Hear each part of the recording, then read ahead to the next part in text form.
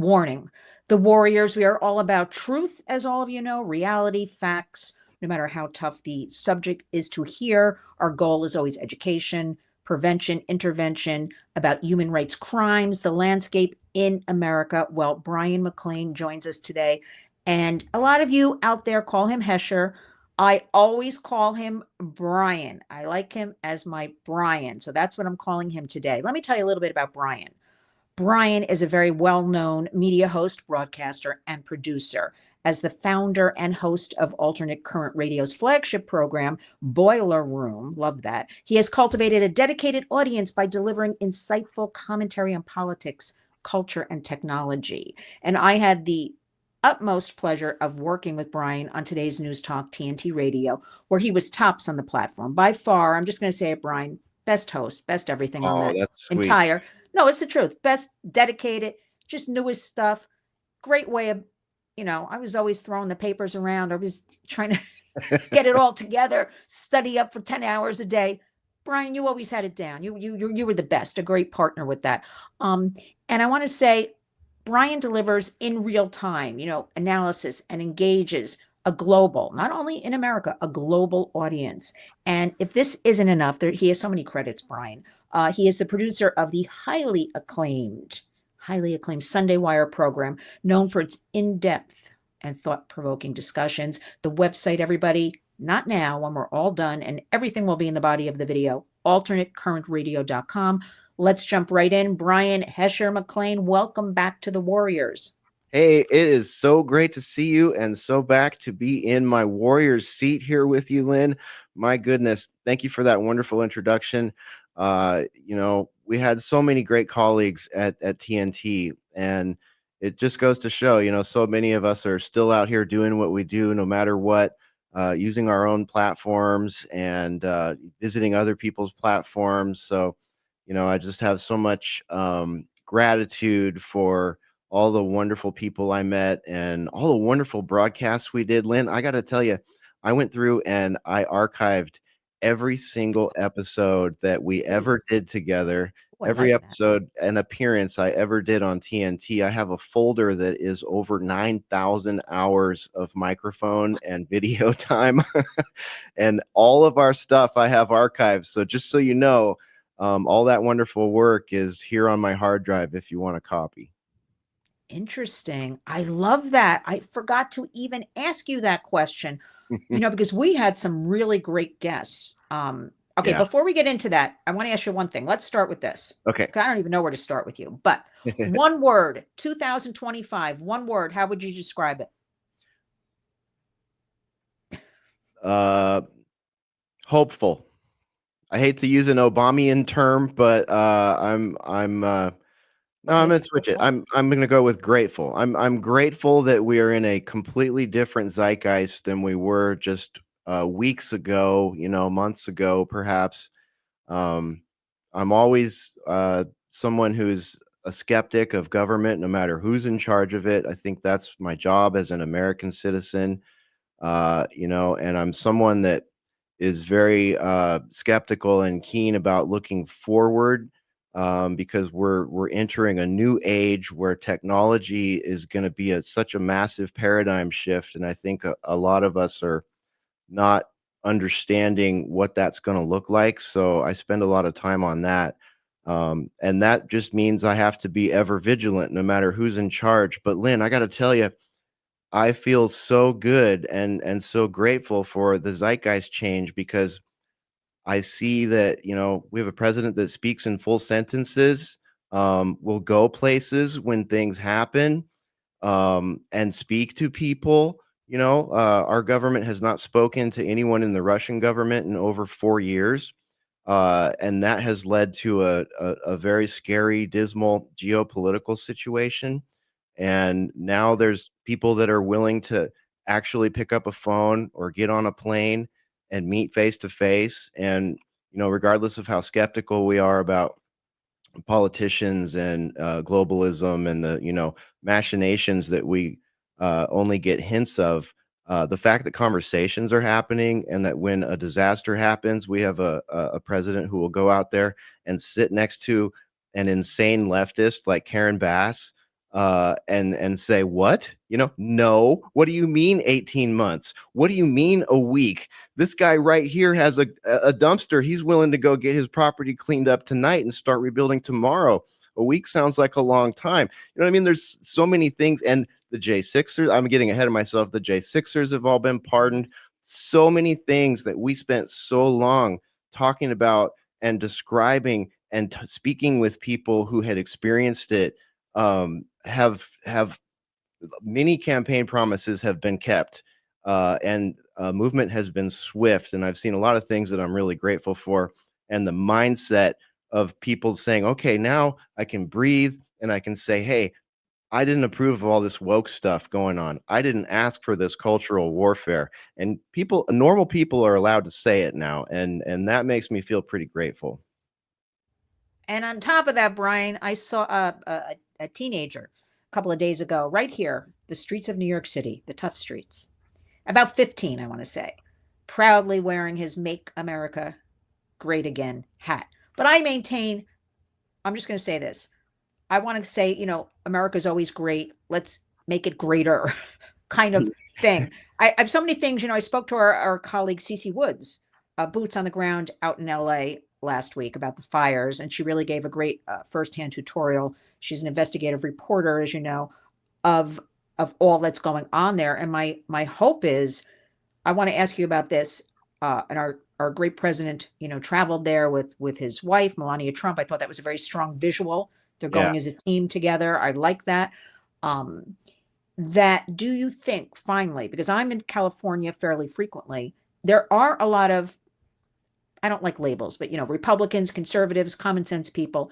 Do you think this finally will be the nail in the coffin that they will start voting these people out over these wildfires and all of the horrible government, everything that's been going on? What are your thoughts?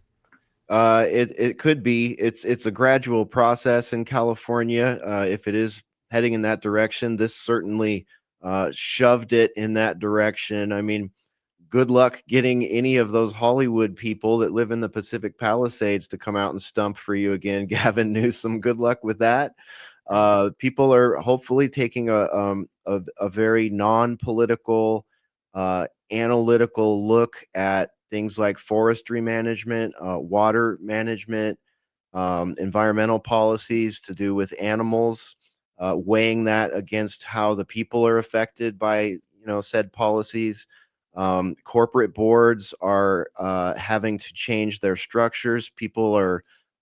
Federal employees are no longer having to be subjugated to the DEI department. I got an email forwarded to me from one of my sources, and I read the actual email that was given out to the federal installation that I used to work at, and it said in no uncertain terms that the DEI program is ended here.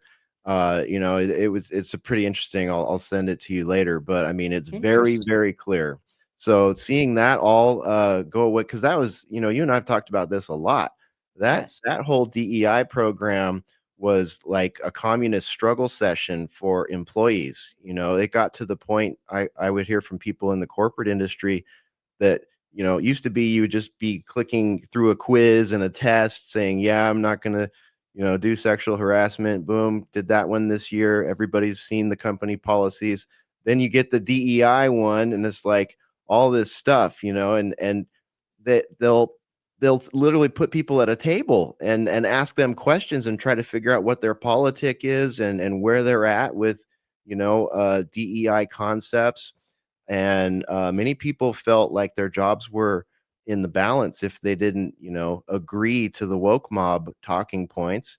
And that's all it's going to be a while before the people that hold that as a worldview, they may not ever get rid of it, but they're not anymore able to by policy jeopardize the jobs of people that don't agree with them politically. And I think that's just amazing.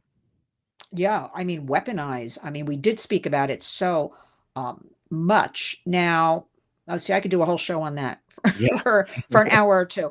Now something I thought of you right away this morning, waking up and hearing about President Trump. now reinstating 8,000 members of the military, the Mm-hmm. ones who refused that jab, as you used to say. Mm-hmm. Um, I know you're happy about it. Thoughts on that? Because I thought of you actually right away. It was like music to my ears. I'm like, oh, I think Bryan's going to be happy about this one. Yeah. Back pay, back everything. I mean, I think this is what the American people really want to see, right? It's such a no-brainer. I mean, my goodness. And to me, it sort of signifies what I hope is the opening for people whose lives were ruined, because we have people in the medical industry Yes. who sued, like one of the first nurses to refuse it, I believe, was south of me in Houston here, was terminated,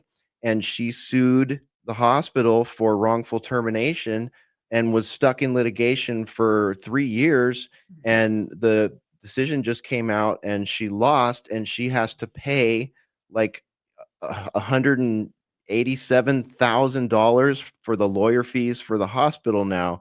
So there's a lot of things that have been going through the legal system or hadn't made it into it yet, that have been adjudicated improperly. And I just hope this sort of opens the window for everybody to, get their justice back, because so many Yes. people lost their livelihoods, their lives, their jobs, all, lives is a totally other matter, that literally people lost their lives over this stuff, arguably, but so many people lost their ability to, they lost their career or, their family, They and this basically all lost needs their to be made minds. A right. lot of people lost their minds over all of this, everything. Yeah.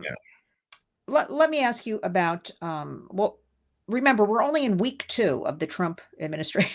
So much has happened. Bryan, there's a part of me that feels like he's always been there. I know that sounds crazy. And then there's a part of me, I'm still in shock that he is the president of the United States, because I never thought we'd see this. I really just didn't think we would see this. But my answer to everybody is the American people have spoken. Like the American people, and I bet you they spoke even louder than we know about. Yeah. That's what I have to say about that. But I'm going to leave that one. Now you're in Texas. Yes. I want you to fill us in about the landscape there. I think your Governor Abbott, on a whole, looking at it from New York City, he tried all along to keep the illegal aliens out. He tried to strengthen border patrol. He was being sued left and right by the Biden Harris administration, as I call them. Now we're seeing action, and we had as our guest Tom Homan. Uh, I think we did, right? We did have, Yeah. Yeah, I believe because I so. had him on the Warriors. I had my Saturday program, and I've had him a few times on different programs. Yes, we had him, um, who now we're seeing every single day, rounding up these illegal aliens that people have to understand, and I think most do. These are the worst of the worst: child sex predators, rapists, all these horrible people that don't belong here. But give us your landscape. Tell us about your governor, what's going on, what you're seeing, what you're hearing. Lay it out for us. Well, as far as I can tell, it looks like the ports of entries are now closed, which is such, again, such a stark Amazing. difference from a couple of years ago. You remember we did a live show, you anchored You it. were there on the border, I remember. Yeah, you anchored the show, and our friend Corey and I went down there and talked with people, talked with Border Patrol agents, talked with some National Guard guys, and got the landscape. And it was very, very clearly just porous isn't even the word. Open. When they say open, they mean open. It didn't matter where you came through. It didn't matter if you had any paperwork. Everybody was processed. You just drive right through, those places north of the border, up to, 50, 75, 100 miles north of the border. There are Border Patrol checkpoints. And my whole life, if you go through one of these things, they have them between states sometimes, just to make sure that agriculture laws are being followed and all that. But they're just, open. You just drive right through them, and you'd see these crazy hoopty cars towing like 5 or 6 other hoopty cars going in both directions. And I would just look at those and go, my goodness, my whole life, if I would have been driving a monstrosity like that through a state checkpoint or a border patrol checkpoint, like there would have been some conversation with this guy. But boom, just people, doing these caravans, and of course we went to the Catholic, some piece of the Catholic Church, one of their NGO stations or something like that, right across from the bus station. Tried to talk to their managers. They wouldn't talk to us, but we could clearly see people. There's like people would come through. They'd present themselves to Border Patrol or National Guard. They would be momentarily detained and then sent on a bus over there. And then they would get their paperwork at the Catholic thingy and they'd put them on a bus to who knows where. And this was just what was going on there all the time. And now it's not like that. All of a sudden, it's not like that anymore. And isn't that amazing? I mean, it's unbelievable. President Trump said he would do this. Tom Homan all along said when President Trump gets back in office, it is the biggest, and I'm saying this, Bryan, the biggest, these open borders. I say borders because, I have family out in San Diego area where they've been pouring in. Oh, coming, driving up on these boats and things like that, Yeah. basically New York State here, bordering on Canada. Nobody's talking about that. That's been going on. They've just been coming in on foot, a little more difficult. We get a lot of snow and cold weather up there, but everywhere is a border state. Now, what I want to say about this though is, let me ask you something. I just still can't believe we're in week 2 I because I know. feel but I got to get a hold of myself here. Yeah. What do you think? What do you think about rounding up these trendy Aragua? I spoke about them a few months ago and maybe about 8 months ago, and people told me I was crazy. But I work with like DEA and all that, so I always knew like what they told me was my information. I'm jumping all over here. I want to go back to something because it's bothering me. When you Okay. took that trip to the border, I remember they made it very difficult, in my opinion, for you to really ask questions, see things, whatever. Their day is coming, Bryan, as far as almost 100 charities worked, NGOs, charities on the border. One of them being Catholic charities. There were other ones. There were Jewish organizations, all kinds of. Their day is coming because they did not do their jobs in protecting children. They did not do their jobs. And we need accountability and transparency. Where did all that money go? Catholic charities, last I heard, paid well over $100 million. If they tell us that, it's probably 250 million because we Yeah. never get the accurate. How about, remember they just found that tunnel about 2 weeks ago built from Mexico into El Paso? Yep. It was something like 6 feet tall, 4 feet. It had electricity in it. I don't know. What do you think is going to happen with all of them? I don't know. It's not often. I'm struggling to even think of an example that we see a government affiliated NGO be held to account for uh, the things that they facilitate. I mean, it's so widespread, but I think that people are excited about a lot of the executive orders and things, and I am too. A lot of them are, no brainer, open goals. Thank you, drive through. We really are making some progress on some things that have been unconstitutional, egregious, dangerous, deadly, so many things. People are excited about potential disclosure of MLK, RFK, JFK. Um, but I agree with you. I'm right where you're at. I'm of the mindset that these things are great. I'm glad they're getting done swiftly and they're kind of open goals. But can we talk about some of the bigger things? Can we talk about, how much money went to Gavi? Can we talk about how much money Mhm. went to the World Health Organization? Yes. Can we caution the president that last time he pulled out of the World Health Organization, they put $1.6 billion into Gavi, who is the second largest funder of the World Health Organization? I would like to see accountability for organizations like that.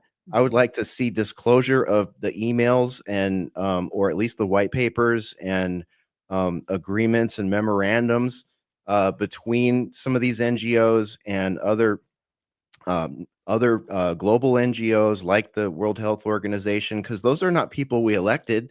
And if these people are setting policy that's hurting Americans, I would like to see them be held accountable. So same goes for these NGOs that you're talking about. I would really love to see Trump and the new administration audit all this stuff, bring the communications out, and see if there's government collusion, see if there's taxpayer dollars that need to be reimbursed or reallocated to help fix some of these problems that they've caused. So I really like your thought process there. I want to see that across the NGOs. I want to see that across the intelligence agencies, and I want to see that across the DNC. And I want them on top of that, Bryan, to be held. Again, I use the words transparency, accountability, as you do, for all of these children, which we always spoke about together on our show. I would always ask, where are the children? What's happening with the Yeah. children? I've continued to do that. Now, finally, people are saying over 500,000 unaccompanied minors, illegal alien children, but still children, right?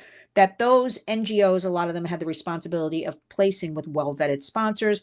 My sources told me somebody would drive up, a man, with a van, and go with 10 to just take 10 to 20 kids, right? Or they'd see the same people over and over again coming to pick up kids. Where are all these kids? I do believe President Trump, the administration, he has some good people. We will see it. Look what we've seen in less than 2 weeks. Now, that being said, something that I go back and forth on. We're going to get into Elon Musk. I want your thoughts on Elon Musk. Okay. But also, I jump ahead to say the inauguration, which I was watching, behind our president. I guess he was president-elect at the time when he was taking the oath. A thorn in my side was sitting there, like Elon Musk. Not Elon Musk. I'm sorry. Mark Zuckerberg was there. Jeff Bezos. All these people. And I thought to myself, because we at the Warriors have been fighting, we go to our state capital, we go to Washington a lot with all these child safety, bipartisan bills, right? We're not trying to shut down anybody's speech or privacy. We're trying to hold them accountable, big tech accountability, whether that's amending Section 230 so they can't get away with these horrible things they get away with. But I was really taken aback because we go with a lot of parents whose children have been harmed, right? But then I thought, no, they're all falling in line. I call it the cool kids club now. They want to be with President Trump, the cool kids club. But it still bothers me. And we've got Elon Musk running around. I think he had a meeting with somebody at the White House yesterday. So what are your thoughts? The floor is yours on all of this, because I know tech is your thing. I don't know about all this, Bryan, but tell me what you think. I'm very skeptical Yeah. on all these guys, and I will remain skeptical on all these guys because, as I said in the beginning there, authoritarian technocracy is something that is definitely on the table, and we all need to understand the concepts and the methods that will get us there. And I'm not saying we should all, run and live in cabins in the woods with, tinfoil hats on our heads. There's no stopping technology, so we're gonna have a new age where computing is ubiquitous, AI is ubiquitous, surveillance is prevalent, so we can't get away from that, but we also can't allow our government to become a system that predates on the public and violates our constitutional rights in the name of, well, this is just the age, this is just what we do now. So to get back to your question, I didn't like that. I did not like seeing all those people there because Me too. I like it. I don't trust them. Sorry, technocrat bros, but there's something about seeing four of the richest men in the world, actually five, six, seven of the richest people in the world, standing there next to Donald Trump. We have many heroes in this country that Yes. could have been standing there that represent things other than technology and politics. And I think that Mark Zuckerberg, you did a terrible job at rebranding yourself. Your PR team makes me think, the way that all happened makes me think that you got forced into the art of the deal. I would not be surprised if the Trump team pulled him aside ahead of time and said, "Hey, Donald Trump is going to be the president, dude, whether you like it or not. So, you're going to have to change your ways. We're not going to put up with this anymore to an extent." Or, I'm wargaming here. I don't know any of this, but that would be my guess. So what does he do? He's no longer pale and robotic. He looks like Spicoli, surfer guy, and he's given Donald Trump's campaign $100 million and saying he's sorry and blaming the government for pressuring him to censor all those millions of people. And it's like it falls flat. Elon Musk, however, did a great job rebranding himself, possibly the most brilliant rebranding from a liberal to a conservative that I've ever seen in my entire life. That has been a masterclass in rebranding oneself. This is a guy that voted for Obama. This is a guy that voted for Clinton. This is a guy that has been a liberal his entire life. And he bought his way into the White House, and he stands to make a lot of money from it. They all stand to make a lot of money from it. That's the other reason I find this something a bit of a red flag. You got Larry Ellison standing there with them, and Trump big upping this Project Stargate thing. And if you look into Larry Ellison, he is an authoritarian technocrat. Yeah. This guy, there's footage of him saying, I want to build a grand panopticon where everybody is surveilled at all times, and there will be drones and AI managing the feed on everybody, and everybody will be on their best behavior because they know they're being watched at all times. And and what's he going to do for us? Oh, we're going to build a supercomputer, a series of supercomputers, and we're going to be able to build individualized technology that you can inject into yourself, gene editing technology that is similar to other things that we've seen used under emergency use authorization. And it's like, what? Yeah. What? $500 billion. Lynn, how many of these problems that we've discussed already could be resolved with a $500 billion budget? My goodness, we could end homelessness. We could clean all the water. We could rebuild Lahaina. We could rebuild the Pacific Palisades. We could rebuild North Carolina. We could fix the water in Flint, Michigan. We could fix the water in East Palestine, and we could stop so many things. But no, I guess we're going to spend 500 billion on supercomputers to make more of this injectable juice, and we're supposed to like it because they say it's for your own good because of the big C. Everybody knows someone or has dealt with the big C in their family. I'm talking about the crushing cancer, and a technocrat is going to save us from that, and we should just accept that and call it a good thing.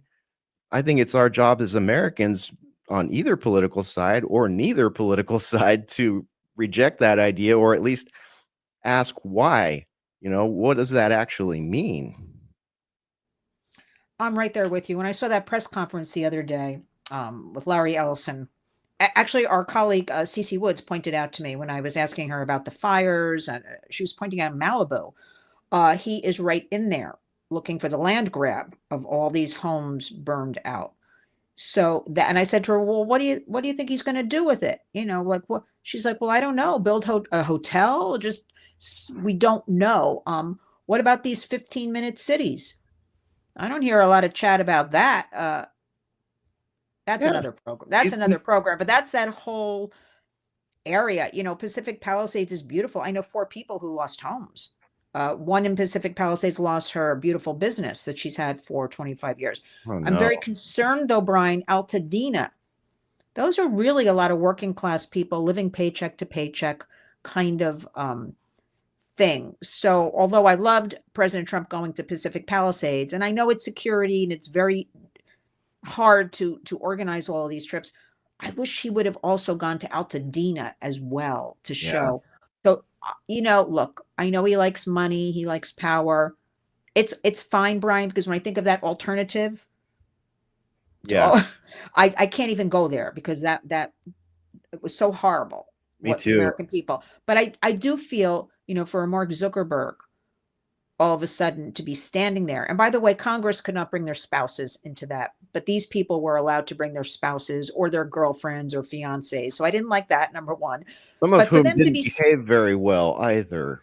who didn't behave? I didn't hear you. Some of those girlfriends slash spouses, talking to you, Jeff Bezos, was that really appropriate dress for such an event? I But mean, see, that's the thing. It's like when I say that, people are like, "Oh, you're judging another female." I am sorry, Bryan. Showing up in a bra, I don't care that you wore a $10,000 white pantsuit, which it was some kind of expensive. You have a bra on to go into those hallowed halls. I think about the history, of Capitol Hill and all of that, and be standing there so she could be the center of attention. That he wouldn't say to her, Jeff, put your top on. Seriously, I'm like, this is, and so that really annoys me. I'm glad you brought that up because I wouldn't have brought that up. No, but I mean, how dare all of a sudden, again, they're the cool kids.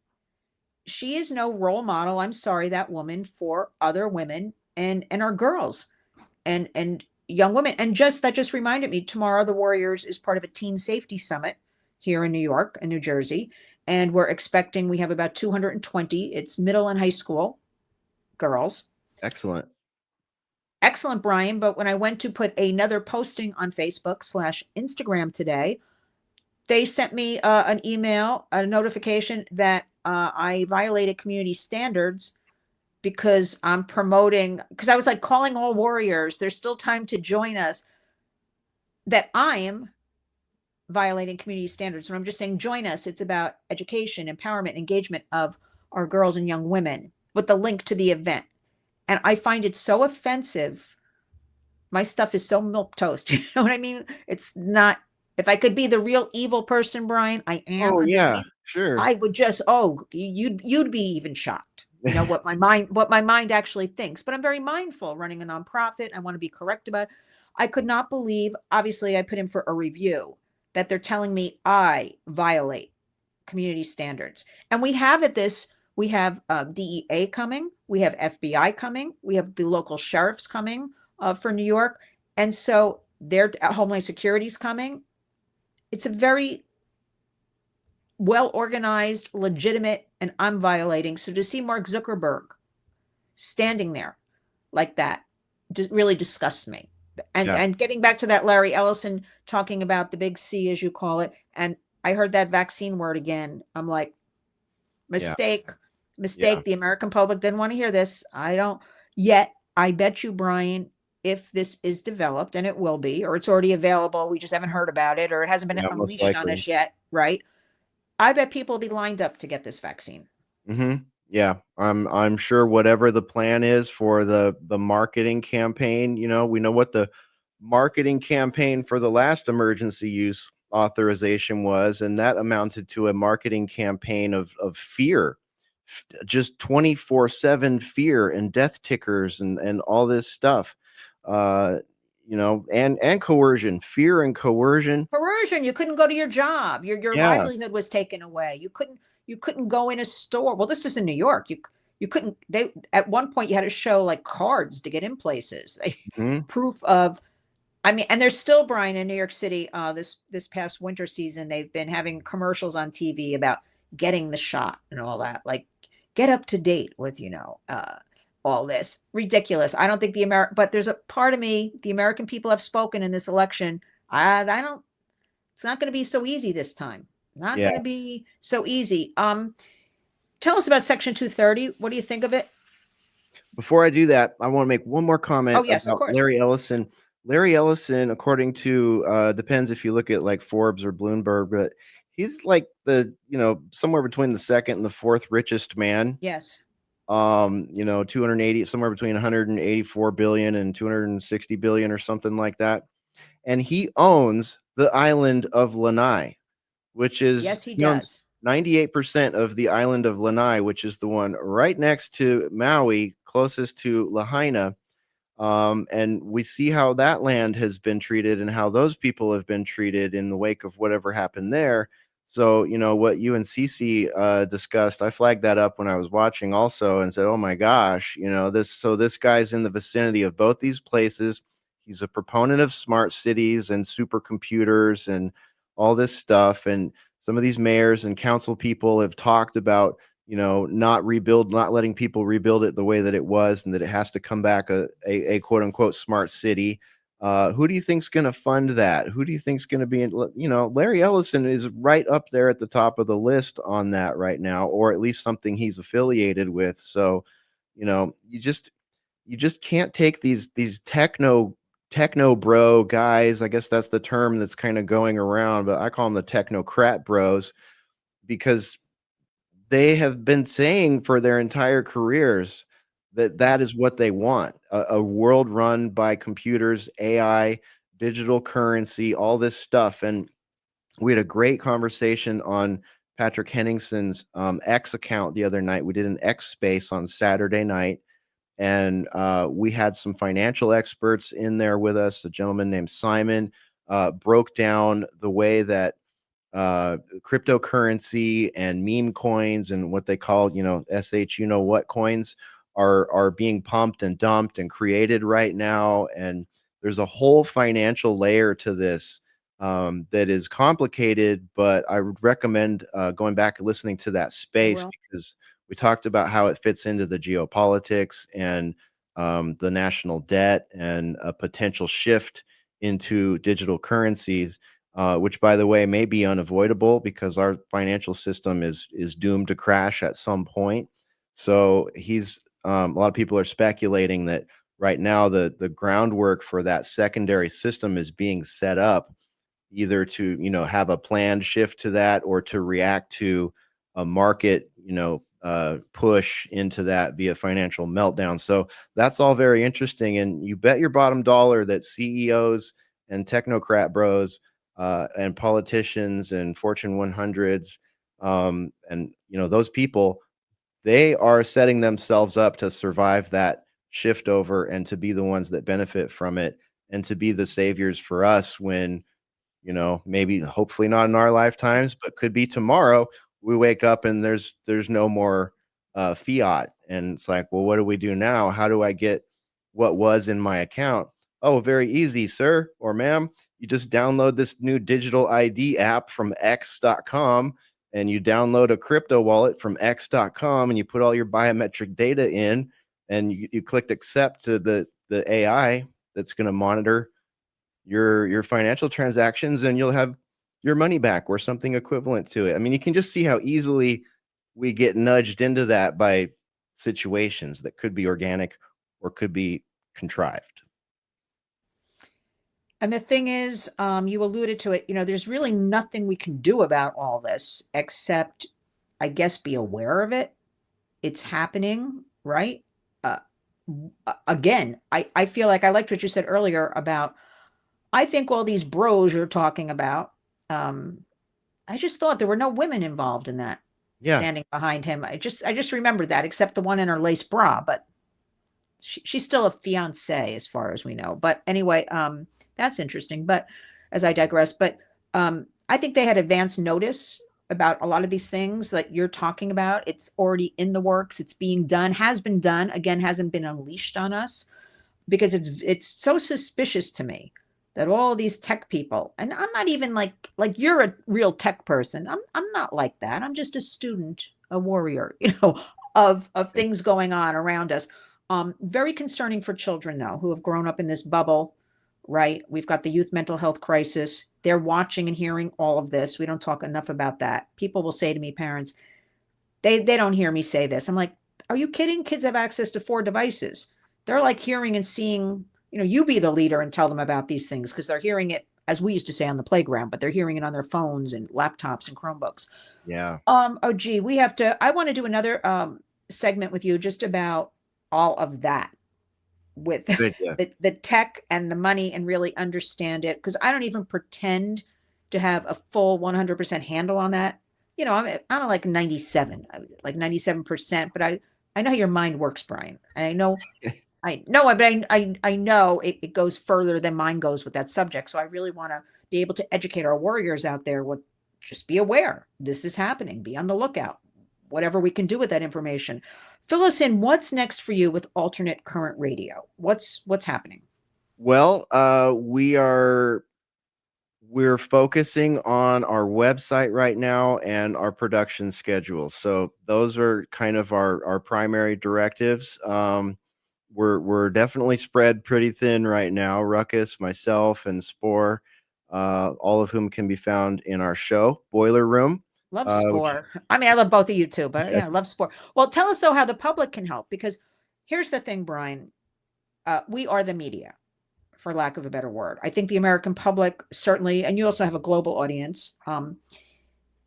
At least a lot of them have been waking up, yeah, right?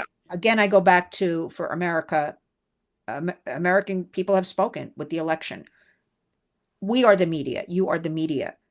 More people have to tune in. For instance, what we're talking about, it's more digging deeper, as they say, whoever they are. Okay. When they say digging deeper, more critical analysis, analyzing, with takeaways. So people can go and research and vet things on their own, because we want people to always do a little homework. I'm always telling people, do a little homework about these things you may not have heard of.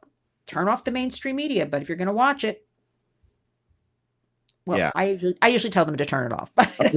Understand But what it but is if you're going to watch it. Understand that it's a machine that is right. very predatory and very narrative driven, and that Yes. narrative is what is most important to people in power that want to keep us chasing our tails, outraged about the wrong things, looking at the low hanging fruit, or Yes. straight up lied to, straight up implanting false news in our heads.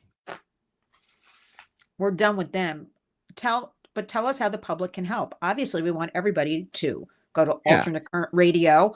What else they can do? If there are businesses out there that can talk to you, I'll put your contact information in the body of the video. Perhaps people have to get on board, because you are, I don't want to say the future, you are the now and the future of everything. As we have seen, all of these media platforms really folding as far as mainstream, the CNN and the MSDNC. Look what's happening to them. And even I know Fox News, a lot of people are loving with Newsmax and all that. You know what, Bryan? They're all the same to me. It's old fashioned. It's not what Yeah. our young people are even watching or caring about.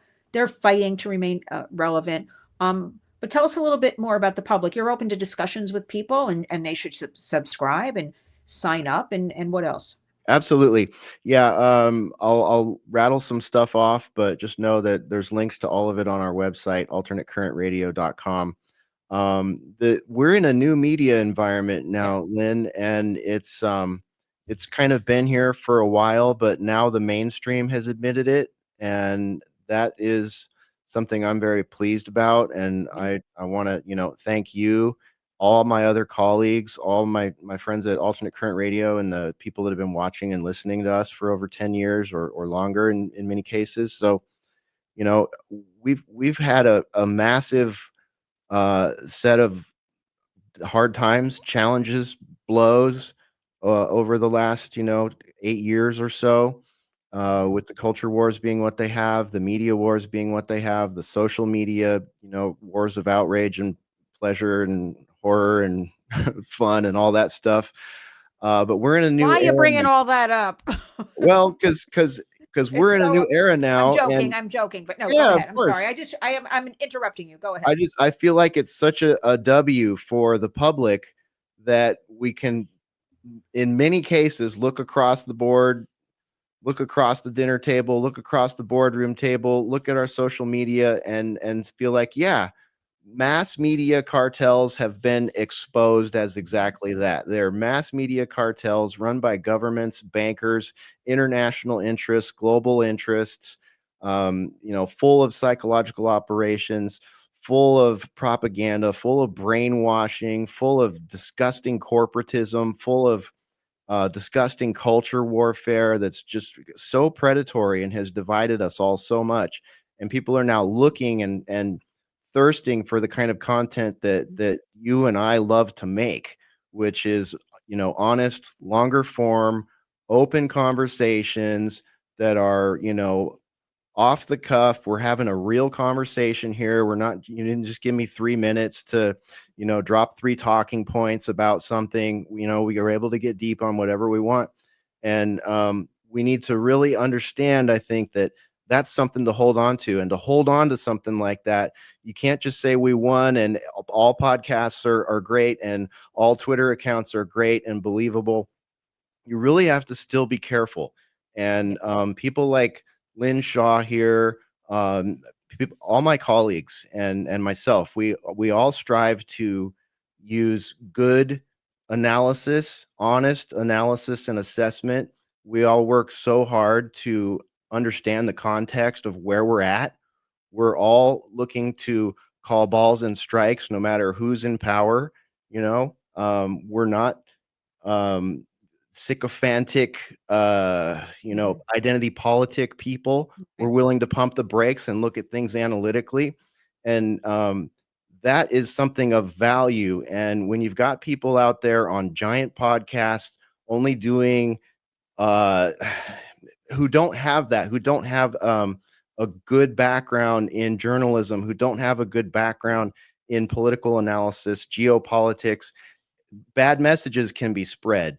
And you see that on X right now as something that Elon Musk himself is boosting people's accounts that are giving bad takes or promoting people or attaching himself to identity politic ideas in other countries and trying to tell other countries how they should change their government, as he's sitting here behind this government that so many people have wanted for so long.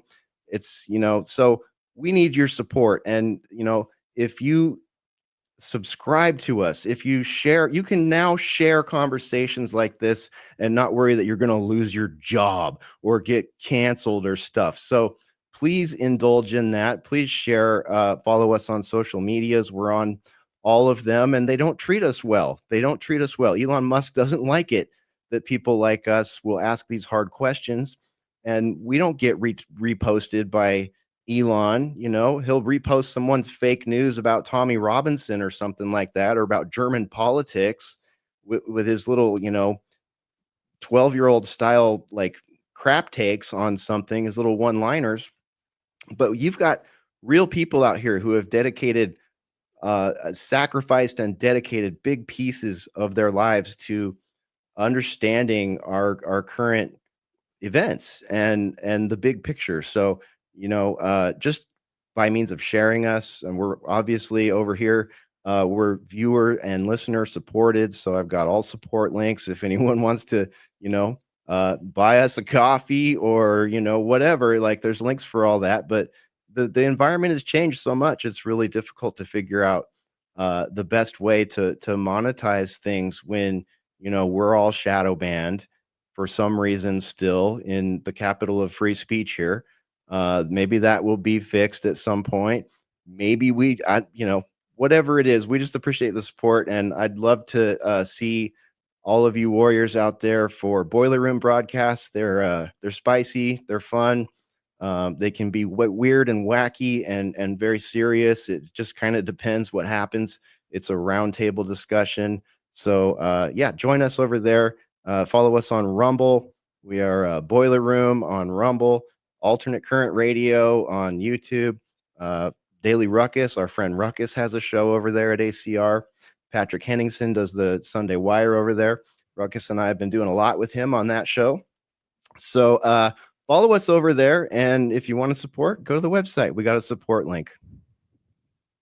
Geez, you're a good salesman. Now, you know what? I'm going to have all of that, Bryan, in the body of the video, because I really want people to take their time and go to the website and study up and go back. Even I have to catch up on Boiler Room and all. I mean, I'm even behind on everything. And I know it's a terrific show. It's very engaging.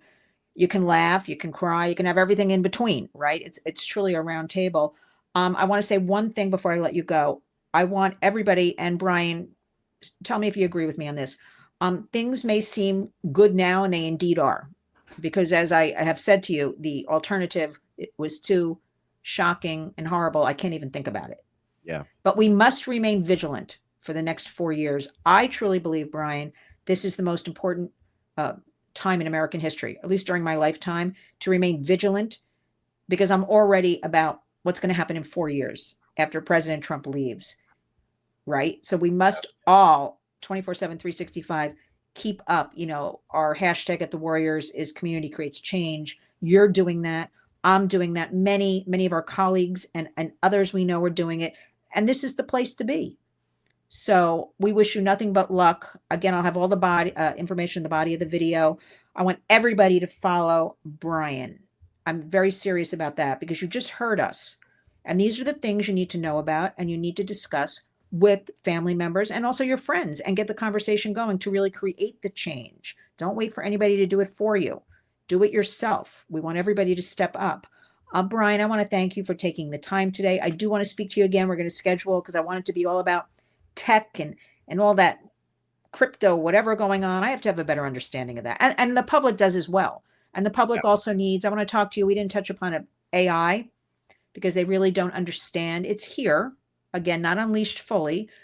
People have to really understand what this is about AI. There's some wonderful stuff with AI, and with wonderful, there always comes the other side of it. Not so wonderful. So we got to talk about that. But thank you, Bryan, for always remaining true and vigilant and keeping up with everything. You truly are a warrior. And I just am so thankful I met you. We're continuing the relationship. You're going to get more from me and Bryan in the future. And let's do it, Bryan. I really want to speak to you again soon. So thanks for joining us today. Yeah, absolutely. I'm so pleased we got to share some camera and microphone time. So No. pleased to be here with the Warriors, and just want to thank you for all your hard work. And Lionel, I sure miss being around you guys, on the regular. But I know you're always there for me, and I hope I'm always here for you. And Lionel, give Lionel our love. Thank And yeah, I really appreciate you having me, and I'll look forward to our next conversation. And let's do it. We'll do it a little bit more frequently. And we're going to be launching some new shows at ACR. I may relaunch the Bryan McClain show. I already have a bit of a demo episode out. Oh, good. And once our website is, once we're fully happy with the website and all that stuff, all our subscription platforms and everything, we'll be launching some new material. More on that to come. And yeah, it's just been great to be here with you, Lynn. Thanks so much for having me. I'm at Hesher Media on X and Instagram. Those are probably the two I'm on most regularly. I'm also on Facebook. You won't find me, but they won't even let me link my website on there. They tell me it doesn't exist when it absolutely does. So I don't the H with them, as I say, the H with them. But yeah, the H with you. HE double hockey sticks for you. the H, but don't worry, Bryan. I'm having everything in the body of the video. So don't. Okay. It's going to be everything. You're going to even say, wow, I didn't even know I'm on all of these platforms. Yeah, So I'll need a reminder of some of them probably. So I'll and be you need to work them too, because Yeah. we got your fans all over the place. Thanks, Bryan. We will definitely speak again soon. Take good care. All right. Thanks, Lynn. Bye-bye. Bye-bye.